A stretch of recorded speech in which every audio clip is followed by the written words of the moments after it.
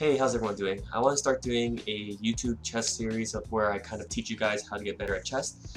You know, a lot of people have started sort of playing online chess over the past few months because, it's a fun little hobby to pick up on. It makes them feel smart about themselves. But chess is not for those who don't learn it at a very young age. It's not the most intuitive thing in the world.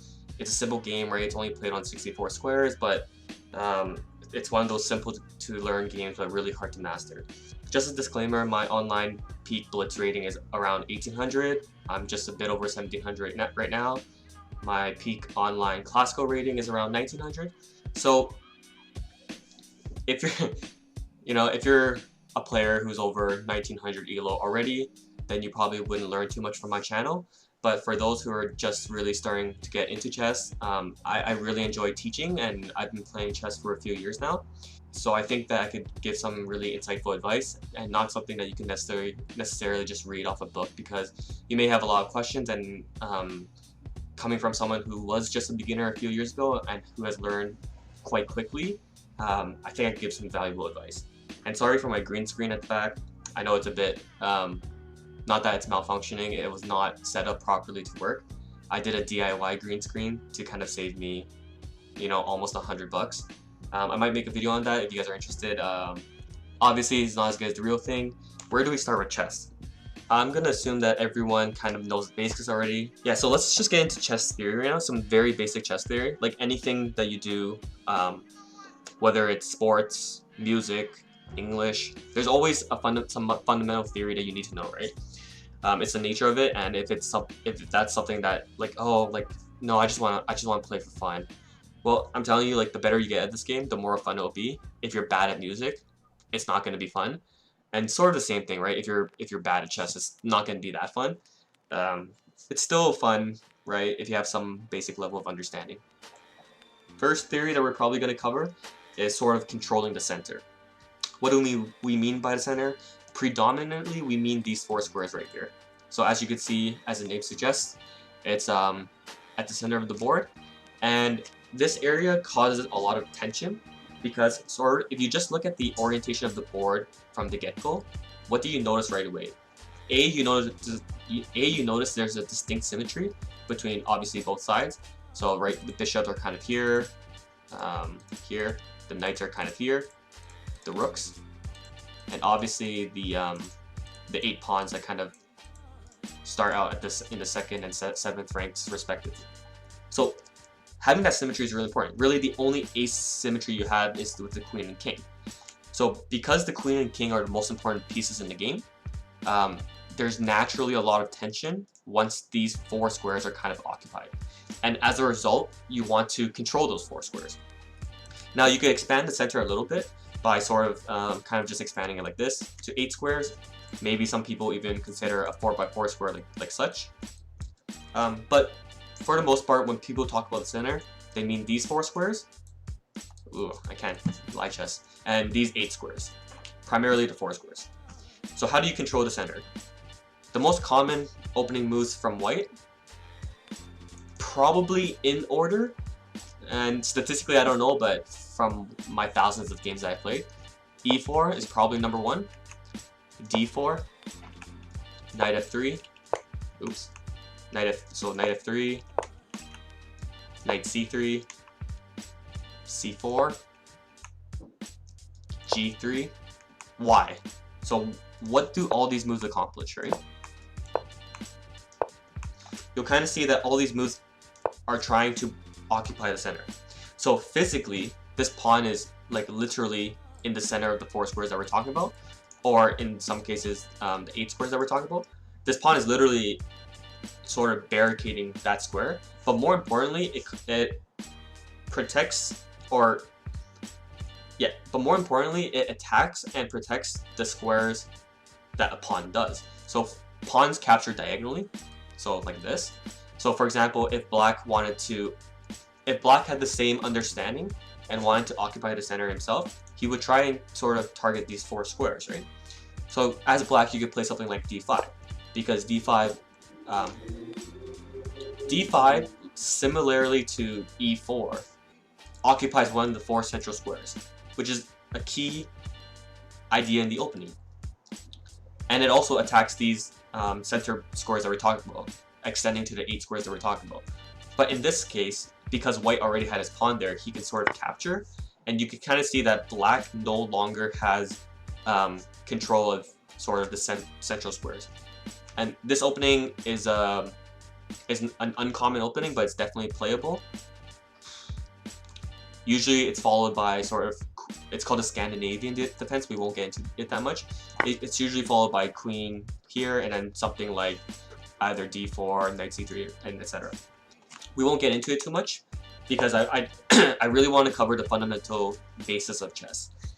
And I probably should have started with this first, but a lot of beginners, especially those who are simply just inexperienced, kind of make the excuse that they lose or that they get into a bad position because they don't understand opening theory. Or not necessarily that they don't understand opening theory, but that they haven't memorized quote-unquote book moves. So I guess an analogy could be like you haven't memorized how to play a scale. Like, it's not in your muscle memory.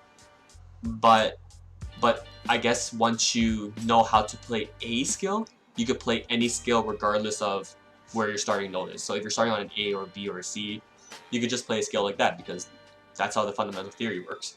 So it's the same thing in chess. Once you understand the basic principles, it doesn't matter what your opponent starts out with or what you start out with, because let's be real, just in the starting position alone, there's like, I don't know, like 30 or 40 different moves you could make. 16 pawn moves, 4 knight moves. Okay, so there's right, so just at the beginning of the game, there's 20 different moves that you can make, and then there's 20 different responses that black can make. So that's 400 different variations just from the first move. So there's no point in really trying to memorize the book lines for all moves, because literally once one variation happens, it can happen on move 3, or it can happen on move 12. You won't be prepared for it. Now, if you're a Grandmaster, obviously it's better to understand the book moves because A, it saves you time, but B, no matter how smart you are, I guess, if that book move has been proven to be the objective best move by like chess engines and analysts, then you want to memorize that. But when you're a beginner, you're not gonna lose because you don't know the opening. It's not a pet peeve of mine, but it's an unfortunate misconception that I feel like a lot of people have, which is very unfortunate because I feel like it dissuades a lot of people from playing chess, which it shouldn't, right? You should be dissuaded from playing chess if you don't like puzzles, if you don't like the competitive nature on like one-on-one, even though online chess is pretty fun, and playing with friends is really fun, right? And in response, black will always try to do the same. So I'll just show some common openings for you guys. So e4, d5, knight f3, knight c6, bishop b5, a6, and I'll stop here. So I just made like 6 moves or something like that, so you're probably really confused, but I'll explain it very briefly. This is called the Roy Lopez, or the Spanish opening.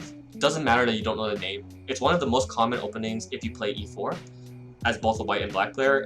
It's been proven time and time again to give a slightly favorable advantage for white. And I guess if I digress a little bit, chess has not been proven to be an objective tie. If both players played the quote-unquote best move in every single position, it has not been proven that the game will end in a tie. So as white, because you have the first move, you're always trying to get an opening advantage. You want to play openings that sort of guarantee that opening advantage. And as black, you don't want to be in a disadvantageous position by like move 5, right? Okay, so how do we start this? e4, e5, as we mentioned, we're controlling the center. So primarily, these 2 pawns are literally physically in that square, in the 4 squares that we're talking about, but they also sort of attack or defend, depending on your perspective on it, all other central squares. So white sort of highlights these pawns, and black highlights these pawns. Going on the same logic, you still want to occupy the center. So you might think, okay, I could play d4. But in this case, d4 is not the greatest move because black's pawn is already defending it. And if you capture and I recapture, then you can see that a knight is already attacking it, and that's sort of already, you're wasting time with your queen, which is the most valuable piece aside from your king. So you don't want to do something like that. So when you play something like knight f3, you're asking yourself, how do I reoccupy the center? Because right now both players have one piece in the center, and that's what the knight accomplishes. If you're putting pressure on this pawn, so if this pawn were not defended, for example, if you just played a random move, then I could sort of capture this pawn, and now you can see that I have more control of the center, right? I have my white pawn here, and then a little bit of my knight as well, but it's mostly the fact that I have one pawn there and you don't have a pawn there.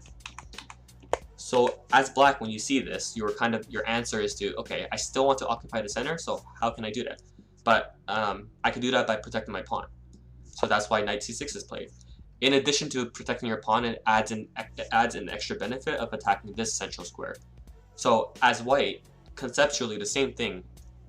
You're asking yourself, I still want to occupy the central squares, but I can't just play d4 because it's actually like already defended, right? And if we kind of resolve, music fans will like that term, if we kind of resolve the position, you'll see that like at the end of the day, you still have your queen kind of like hopelessly in the middle.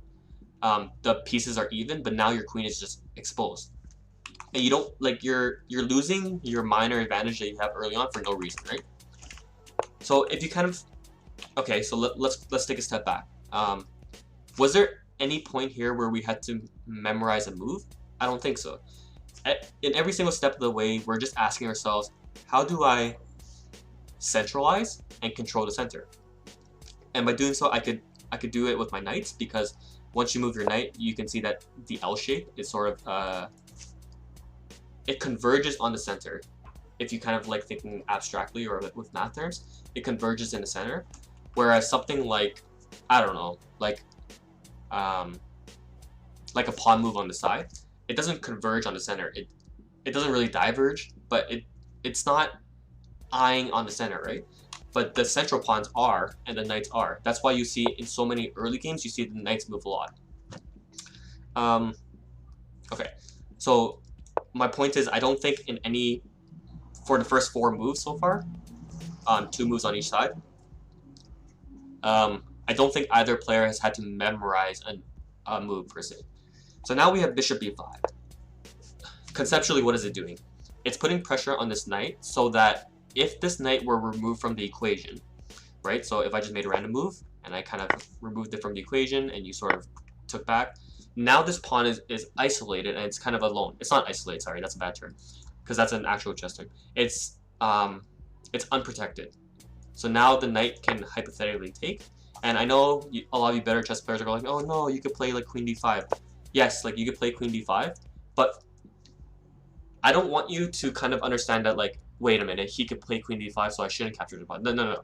Because what you're doing now is you're memorizing book moves, which is what I want you to do once you get better at chess. But like once you're a beginner, there are too many book moves to really understand that. Whereas if you understood the fundamental kind of basis, you wouldn't have to memorize that move, right? Because you could see that if the knight captures as black, you have to ask yourself, how can I retain the center? And then you could see that queen d5 lets you do that, because now you're hitting the knight and the pawn, which both can't be easily protected. And you don't have to memorize that.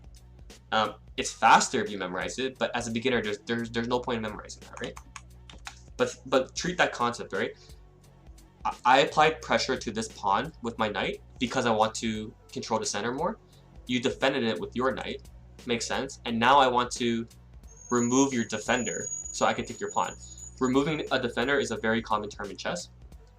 Okay, so how does black respond? The normal move for black is a6. I'll sort of explain why. As a beginner, maybe you might consider... As a beginner, you might consider d6 to be a better move because you're reinforcing. That's another common term in chess. You're reinforcing.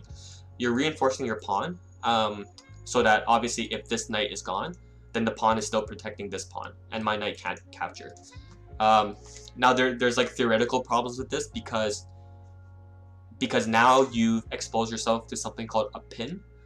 A pin occurs when a bishop or a queen, something that's like it could be any piece.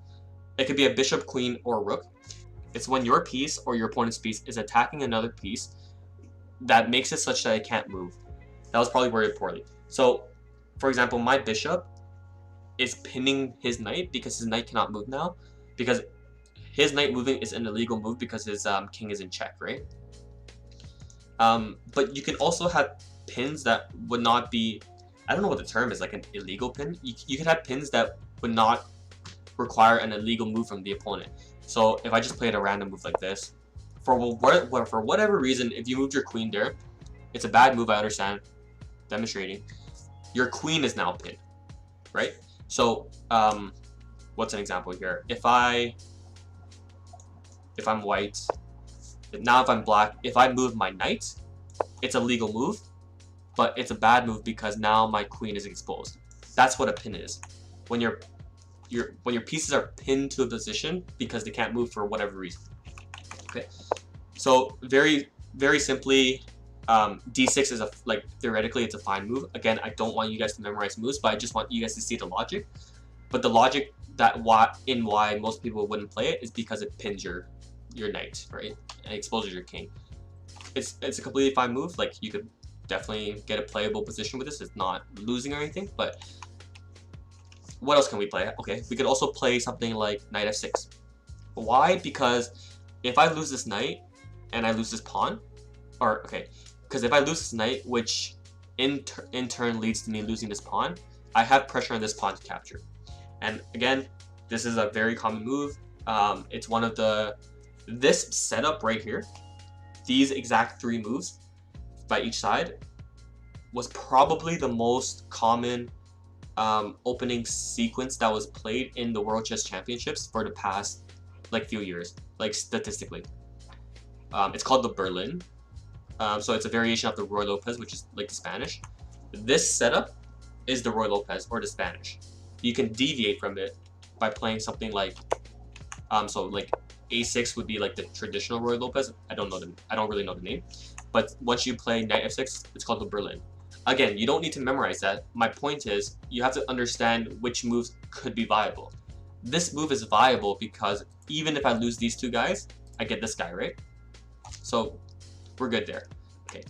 So now the most common response from black is a6, because as you see, if I can remove this bishop from hitting my knight, then I still have control of this square and I can protect my pawn.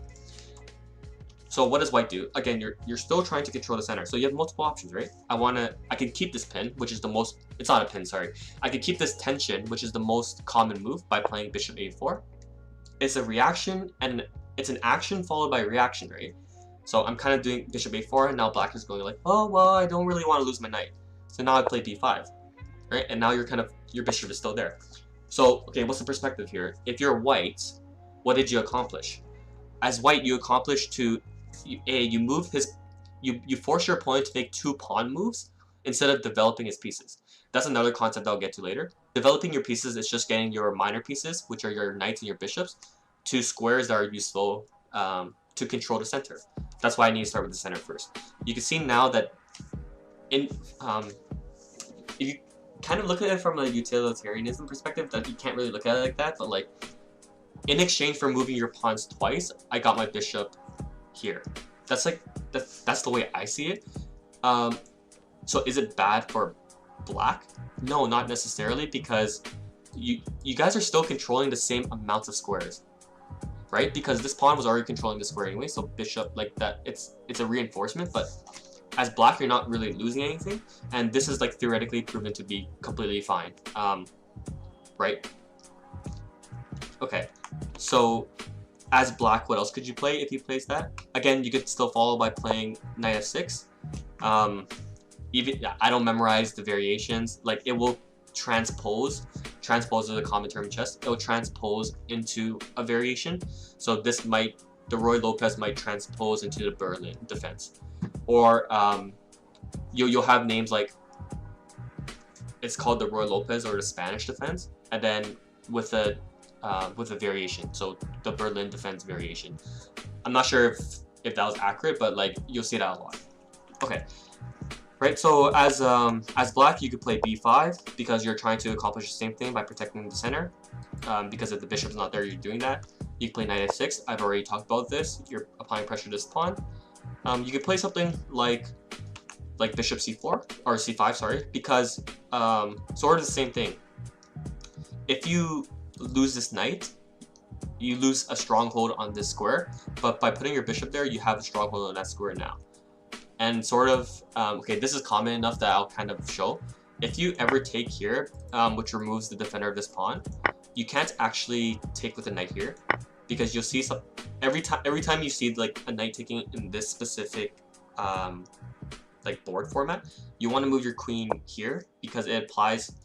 It's not the fact that it applies pressure to the f2 pawn, but it's the fact that it applies pressure to the center, and you can just recapture without wasting too much time. So whenever you play the Ruy Lopez, you always have to understand that white is allowed to take this knight, and black is allowed to take it back, but white is not allowed to take this pawn until circumstances allow it to, right? So just something to really remember. I'm telling you guys not to memorize, but maybe that's something in this opening that you might want to memorize. But you're not really memorizing it, right? If you think about it, if you literally ask yourself the question when you're playing chess, how can I control the center? You'll see that like you'll figure out these moves, right? It's like when you write an essay, you want to read it aloud. If you just read it in your head, you're gonna be like so subconsciously biased, and right, you're gonna just think it sounds good. But like no, like you have to speak to yourself when like you're playing. All right, so we have that. Okay, cool. So normal responses, b5, and now as okay, well you have to move your bishop. Yeah, so now as black, you still want to do the same things. You want to see what moves can control the center. So what can do that? If moving your bishop here can control the center because you're keeping an eye on this square. Moving the knight here. So sorry, let me actually show that. Moving bishop here because you're kind of controlling the center and also looking at this pawn. Moving your knights here because you're also controlling the center. Right? You never want to move out your queen too early unless it has a very specific purpose. You can move your bishop here because it eyes down the center even though it's blocked by your knight. And etc. Right? So I think the most common move is either knight f6 or d6, just reinforcing the pawn. You can reinforce the pawn now because you don't have a bishop hitting your knight, right? As we saw earlier. So, right, just some common moves. And now as white, you have options. This pawn is attacked, which means that when you ask yourself, how do I control the center? If I lose this pawn, I would not be controlling the center anymore. So you can do a lot of things, right? You can play d3. Similar to d6, you're just reinforcing the pawn with a pawn. You might think that you could play something like knight c3, but you have to be careful, right? Because action and reaction. What you're doing is you are reinforcing the center, specifically your pawn. So how does black get rid of your reinforcement? I could push this pawn, right? And now all of a sudden your knight has to move and this guy won't be protected. So always, it goes without saying, always think about what you do, always think about your move before you do it. But this is not because I memorized the opening, this is because I understand the basic fundamental of trying to control the center. And playing knight c3 does not do that because of b5, right? So when you learn chess from the perspective of like, oh, I have to memorize all these moves, it's really daunting. You don't. You have to memorize or understand fundamentals. When you're learning math, you don't. Yeah, people are like, oh, just always use that equation. No, it's not true, right? If any of you guys have taken like even calculus, for example, like you don't want to memorize it. You want to understand how derivatives and all this other stuff works, right? And limits. There's no point in memorizing. Memorizing only saves you time. That's all there is to it. Okay, cool. So we could respond by d3. We could respond. So yeah. So we've seen that knight c3 doesn't work. D3 works. But I think the most common response is castling. You're indirectly controlling the center. So castling is another one of the things that I'll touch upon, but I want to focus really on controlling the center. It indirectly controls the center because yes, you don't have a defender on this pawn, but it's not actually easily capturable because the moment you capture your knight there, again, you're not memorizing a move, right? Not memorizing a move. All I've done was castle. How can I control the center again? Right? Think about it like that. I can't play d4 because it's protected twice, and only attack the once. Or I guess twice with your queen, but like you shouldn't play it for like reasons.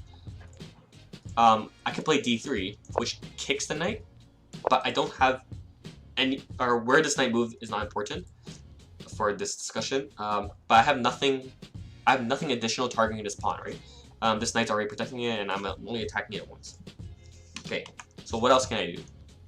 You're asking yourself, how can I control the center? Because it's still early game, right? I want to control the center. You do that by moving your rook. Moving your rook forces your knight to move. Yes, there's like different pawn breaks you could do, but whatever. Forcing the knight to move, and you have to see that once this knight moves anywhere, like literally, this pawn, there's a lot of arrows, this pawn will be attacked twice.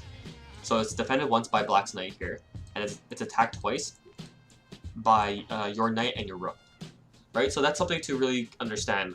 But I didn't play this move because I memorized it. I saved time because I memorized it, but I made this move because I understand that I want to control the center. Alright, I don't want to beat a dead horse with this, but like I think you guys understand my point. Alright, so those are just some viable moves that you can make. And as black, it doesn't mean that you can't or cannot take the pawn. Once you sort of analyze the positions afterwards, you'll understand if it's better or not. I'm not going to get into that, but it's a viable move, and that's all that matters, having a basket of viable moves to make. Okay, so you can do that. And black, you're still doing the same thing. You have the same viable moves that you had before. You had your pawn here, you had your bishop here, and you had your bishop here. As black, you also want to castle. Castling is another early game priority that I'll talk about in another video. And by doing that, the only way to do it is to move your bishop, right? And the common squares are either bishop e7 or bishop c5. So if you're thinking of it from fundamentals of controlling the center, bishop c5 is better, right? Because you're kind of eyeing the center. But the reason why, so bishop c5 works. Let me get that out of the way. It works. It's common. It's viable. It works. It's common. Bishop e7 is by far the most common move. Okay, so bishop e7 is a common move in a lot of black chess openings. It's not just the Roy Lopez / Spanish defense or attack. I don't even know now. It's common in a lot of black openings. It's hard for me to put a reason to it. Okay, no, it's not hard for me to put a reason to it. One reason could be because white's dark squared bishop. There are occasions where you can pin black's knight to his queen. But if you have your bishop there, then your knight's not pinned anymore. So that's one common reason why. Another common reason why is because if the bishop is on c5, you're kind of imploring white or begging white to play like d4.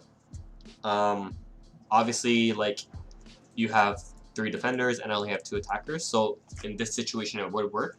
But one could imagine that a situation like this could work, because now all of a sudden you have 3 attackers and they have 3 defenders, right? So the resolution would work. So I think for all those reasons, that's what makes bishop e7 more common than bishop c5, but it doesn't mean it's better or worse, right? And I hope it goes without saying, but you don't want to play this because it's basically a big fat pawn, right? You're impeding your pawn movements. You're not even impeding, you're prohibiting your pawns from moving, right? So from making a pawn break. You want to keep your pawns that flexibility. And yes, your knights are blocking your pawns, but trust me, it's definitely worth the development. Okay, so for all those reasons, I believe bishop e7 is the most common move. And also just because it's on the same diagonal as your queen. Whereas in this case, my dark squared bishop is not, but my light squared bishop is. So you'll see kind of similarly, like white's light squared bishop will often be here. Remember, it starts here. Will often be there because for the same reasons, it helps against a pin, a black pawn or a black bishop pin here, which is more common than the white's version. And it helps against the pawn breakup. And then here is where I would say we're out of the opening. There is no quantitative way to define like when you're out of the opening or not. Very basic. There's 3 phases of the game. There's the opening, there's the middle, and there's the end game. I think how pros differentiate it is that the opening is completed once you guys are out of theory. So theory meaning that your book moves, the things that you have memorized, are kind of depleted, and yeah, like what you're playing is sort of you actually thinking. A lot of times pros, I'm talking about like Grandmasters and above, so 2500 and above, probably even 2200 and above, to be honest. It's very common for them to whip out like 12 to 16 moves in like 20 seconds because they've memorized it, right? And that's fine. I'm telling you, it saves you moves, but at any elo, you could be 1000 or you could be 2000. If you understand the principles, you can figure it out. When I was learning chess, there were so many times when they would play an opening that I just didn't understand, and I would always lose. But then once I really understood that with the analysis board, you can see that, oh, I should have done this move over that, this move over that, and it all leads to the same conclusion because I need to control the center, or I need to develop my pieces, or I need to castle my king and get it into safety, right? All those principles are there regardless of the opening you play, which is why I heavily discourage beginners not to play or not to memorize openings. I think the middle game sort of starts when you've accomplished all your things. Like you've accomplished control of the center, you've accomplished king side safety, or king safety, sorry, and you've accomplished sort of developing your pieces. So, and this is like a whole nother topic, but developing your pieces very broadly is getting all your minor pieces involved. So your bishops, right, your knights, and my bishops and my knights. So I wouldn't say that I'm like developed until I do something like this. And then to a further extent, also your rooks. So centralizing your rooks. I'm just playing random moves now. Don't look into these moves, I'm just playing random moves.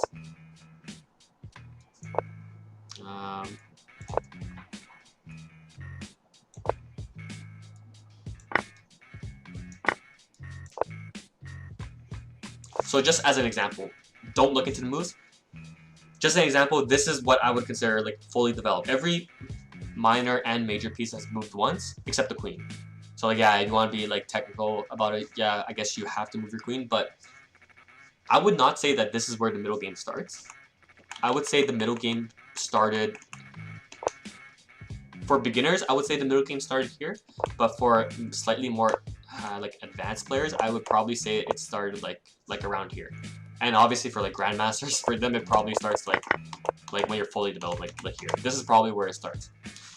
But for the purpose of the audience, for you guys, consider the middle game to be something like this.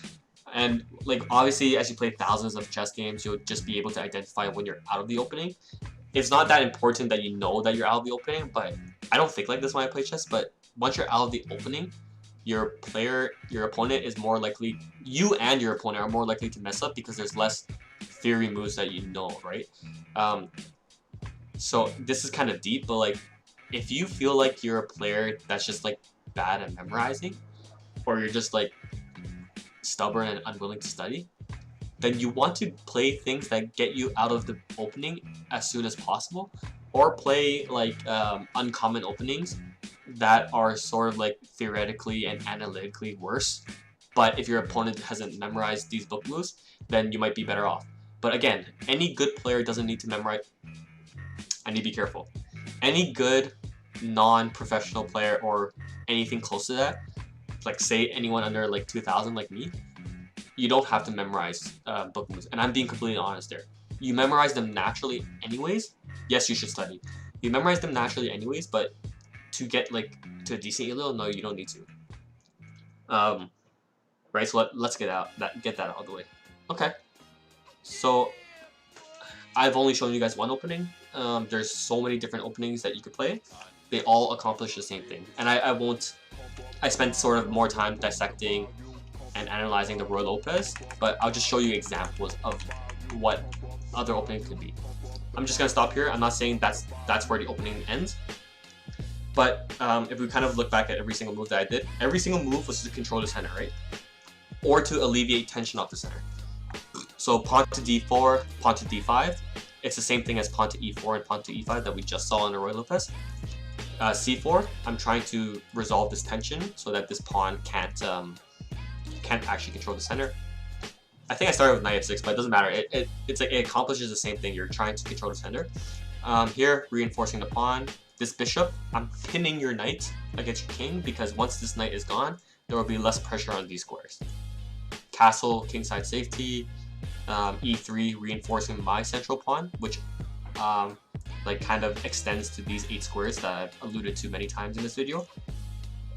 Right? Every single move has been done to either control the center, develop your pieces, or protect your king, or all the above. So this opening is called the Queen's Gambit. Specifically, I don't actually know the specific variation. It transposes into something. But if you play something like d4, or d4, d5, c4, and you take, at any point, it's called the Queen's Gambit accepted. Very quickly speaking, gambits are when you sacrifice a pawn. In the opening, that's it. You're not really sacrificing a pawn because it's very easy to recapture this pawn. I won't get into it, but that's what gambits are. So accepting it as black would be taking the pawn. Declining it would be not taking the pawn. So for example, this, or this. So just the move d4 by itself is like the Queen's Gambit, I guess. Or maybe it has to be d4, d5 at some point. It doesn't really matter. Right? Roy Lopez. Instead of this, like this exact sequence of moves, if you literally just move your bishop 1 square less, I guess, this is called the Italian game. So literally the exact same position, but your bishop's on c4 instead of b5. It's called the Italian game. It serves the same purposes, or it's similar. Instead of removing a defender of this pawn, you're just controlling another square, but more importantly, you're eyeing this square. FYI, f2 and f7 are the weakest pawns in the game because you can see that naturally they're only defended by the king. And once you castle, you can see that it's really only protected by the rook and, like, yes, the king as well. But you want to centralize your rooks eventually, so it's only protected by the king. So just like naturally, right? Whereas all the other pawns you can see are protected by other pieces, this pawn isn't. Even this pawn is protected by these knights, right? So f2 and f7 are often weak pawns, and that's like the main difference of bishop b5 and bishop c4. I guess you could say, okay, so in chess there's like, you could be positional or you could be tactical. You're applying principles where the placement of your pieces is more important than trying to trick your opponent. Think about positional as like it's more of a long-term stress-inducing position, in the sense that you're applying a lot of strenuous pressure on your opponent over time. Whereas tactical is you're playing for something more sharp. I know I use that term. You're playing for something more sharp, which usually leads to like quicker resolutions.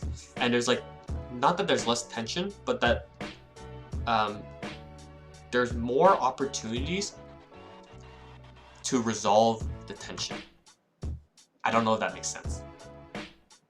But my point is, the Roy Lopez is something, becomes a more positional opening, whereas the Italian becomes sharper and more tactical. Tactical is the real term, because without diving deep into it, you can see that at any point I have pressure on this pawn, and you can kind of see that. I'm not saying that it works right now, but the idea is that if you like take back, then I have a bunch of like weird moves where I could kind of attack your king. This becomes a more like tactical approach, whereas in the Roy Lopez I don't have that opportunity. There's nothing, again, it's not the right term, but there's less tricks that I could do. It's more about applying long-term pressure. I'm sure there's a better way of putting this, but I hope you guys like kind of understand the difference.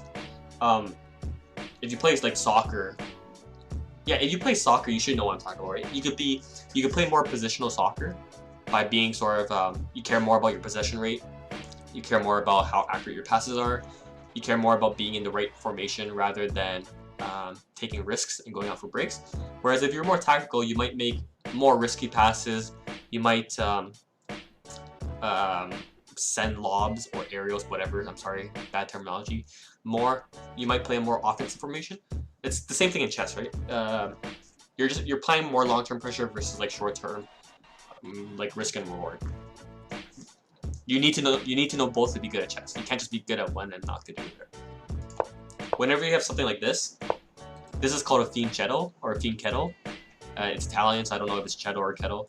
But it's just placing your bishop on the longest diagonal in the game. and it's specifically on this square. So you can see that it's on the longest diagonal in the game. Conversely, it could be here as well, like Black's bishop. And it's a nice piece because you can see that once you get into something like this, even though your bishop is blocked, it has long-term positional pressure on the center and the extended center, right? Because you're extending it all the way to here and here and here, and it always has that risk or that fear factor of attacking your opponent's rook. Because you can see, I always have to think about, like, if I ever want to move this pawn, my rook is exposed, or if I do something else, and that's what makes Fiend Shadows so nice. The one knock on Fiend Shadows is that they take longer to develop, right? You're wasting a move by moving your pawn that's not protecting the center to get your bishop there. So that's all there is to it. The Bishop Fiend Shadow, there are different opening names based on the move format that you do. One's called the Kali, for example, and I won't get into it. For Black, if you get your kind of, if you guys watch Hikaru Nakamura, he used to play this a lot. I don't know the move order or something, but like this is like probably so wrong. But like when you get into something like this, where the knight's here, Black bishop's here, it's called the King's Indian Defense. It's just what it's called. So there's that. C4, the English opening. So I won't describe the moves, but you could kind of see that I'm accomplishing the same things. The moves are probably wrong, but the point is I'm controlling the center.